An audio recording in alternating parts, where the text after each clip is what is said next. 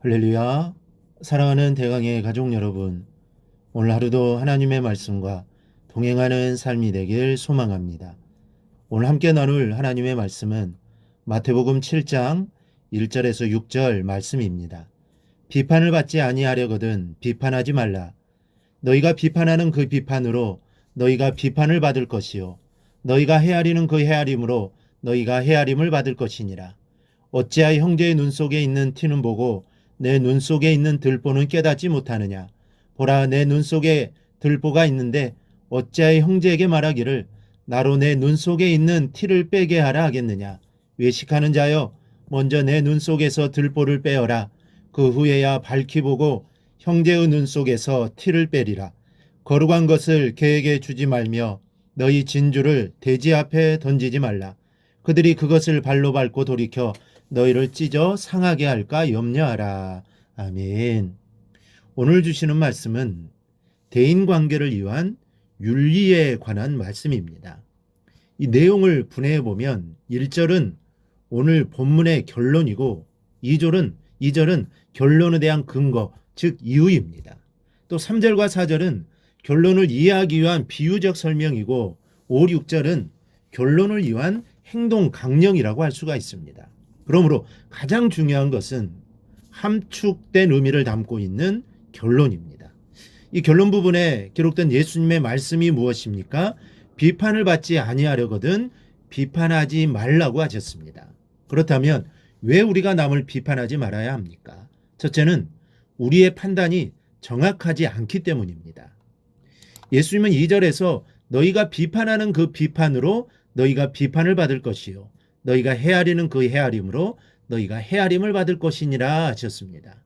이 말은 이웃을 판단한 그 내용대로 오히려 내가 심판을 당하게 될 거라는 것입니다. 그러니 비판하지 말라는 것입니다. 그런데 그 이유가 우리의 판단이 정확하지 않기 때문입니다. 그렇다면 생각해 보십시다. 만약 우리가 아무리 많은 사람을 비판한다고 할지라도 그 비판이 정말 공평하고 바른 비판이라면 100번, 1000번 한들 무슨 상관이 있겠습니까? 오히려 하나님께서 칭찬해 주실 것이라고 생각합니다. 그래서 1절 말씀은 어떤 비판이든 무조건 하지 말라는 말씀이 아닙니다. 바른 판단과 비판력은 성도에게 주신 하나님의 선물입니다. 이런 비판력과 판단력이 없으면 올바른 신앙생활을 할 수가 없습니다. 주님도 양의 옷을 입고 오는 늑대 같은 거짓된 자들을 잘 판단하라고 하셨고 말세의 거짓 종교인들을 분별할 것도 가르치셨습니다. 그러므로 성도들이 주 안에서 올바른 판단하고 비판하는 일은 자신과 교회를 성장시키고 이단으로부터 보호하는 신앙의 방패입니다. 악한 판단과 비판은 자신과 이웃을 해롭게 하지만 건전한 판단과 비판은 오히려 자신과 이웃을 이롭게 만듭니다. 이러한 비판까지 하지 말라는 말씀은 아닙니다. 이런 비판은 해야 합니다. 그런데 우리는 매번 올바른 판단과 비판을 할 수 없습니다. 아무리 훌륭한 사람도 모든 것이 다 바를 수는 없는 것입니다. 사람들은 대개 무엇을 판단하거나 비판하면서 자기는 상당히 객관적이라고 주장합니다. 그러나 실상은 상황에 따라 달라질 수밖에 없는 것이 사람입니다. 생각해 보십시오. 부모가 어떻게 자기 자녀에 대한 문제에 있어서 100% 객관적인 입장이 될 수 있습니까? 또 자신과 좋지 못한 관계에 있는 사람에 대해 말할 때 어떻게 철저히 객관적 입장을 취할 수 있겠습니까? 사람은 그것이 사랑이든 감정이든 아니면 가치관이든 나름대로의 선입견을 갖고 사는 존재들입니다. 즉 자기만의 잣대를 가지고 남을 판단하고 비판할 수밖에 없는 존재다라는 말입니다. 그러므로 사람의 판단, 그중에서 비판은 절대로 올바른 판단이 될 수 없다는 게 예수님의 말씀입니다. 따라서 우리가 할 수 있는 가장 최선의 방법은 아예 이 비판 자체를 하지 않는 것뿐이다라는 말씀입니다. 둘째는 내게는 남보다 더 큰 허물이 있기 때문입니다.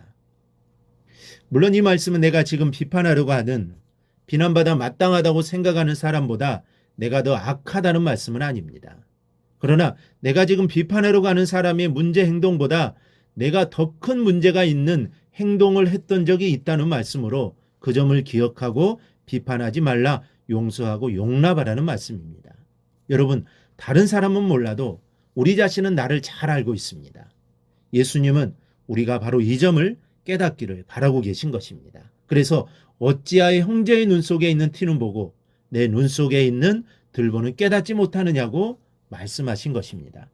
주님은 이웃의 눈에서 티를 찾는 이는 자신의 눈에 들보가 있다는 사실을 모르고 있다고 지적하십니다. 들보는 옛날 집의 기초가 되는 큰 기둥이나 대들보를 가리키는 말입니다.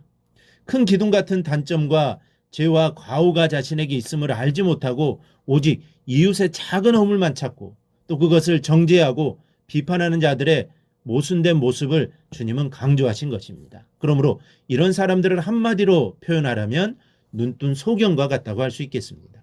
여러분, 우리 눈에는 무엇이 먼저 보입니까? 내 자신의 죄입니까? 아니면 상대방의 죄입니까? 우리는 마땅히 주님이 열어주신 신령한 눈으로 자신의 죄부터 볼 수 있어야 합니다. 자신의 죄가 이웃의 단점보다 크게 보여야 정상적인 그리스도인입니다. 죄인 중에 내가 괴수라고 고백해야 올바른 성도입니다. 요한 사도는 이웃, 특히 이웃 성도를 사랑하지 못하는 이는 아직도 죄의 어둠 속에 거하는 소경이라고 말합니다. 과연 내 마음의 초점은 어디에 맞추어져 있고 또 무엇을 먼저 발견하고 있는지 살펴봐야 하겠습니다. 이어서 예수님은 외식하는 자는 먼저 내 눈 속에 있는 들보를 빼어라. 그 후에야 밝히 보고 형제의 눈 속에서 티를 빼리라고 하셨습니다. 만약 우리가 이웃의 허물에 대해서 말해도 좋을 때가 있다면 바로 예수님의 말씀처럼 내 자신의 들보와 같은 문제를 해결한 다음입니다.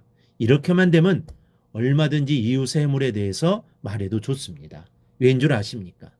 우리에게 들보가 그대로 있는 상태에서 말해지는 이웃의 허물은 상대방이 안 되기를 바라는 고약한 심보에서 나온 비판에 불과하기 때문입니다. 하지만 내 들보를 제거한 상태에서 말해지는 이웃의 허물은 상대방이 잘 되기를 바라는 진심 어린 충고와 격려가 될 것이기 때문입니다. 거기에는 사랑이 담겨 있고 진실한 마음이 담겨져 있습니다. 그러므로 여러분, 내 자신을 먼저 돌아볼 수 있기를 바랍니다. 그리고 절대로 비판하지 않기를 바랍니다. 말마다 선한 말을 내고 사랑이 담긴 말만 하시기 바랍니다. 그리하여 그리스도의 사랑만 드러내는 삶을 살아가기를 주님의 이름으로 축원합니다. 오늘 묵상한 말씀을 굳게 잡고 삶으로 실천하며 살아내는 대강의 모든 성도들이 되기를 축복합니다.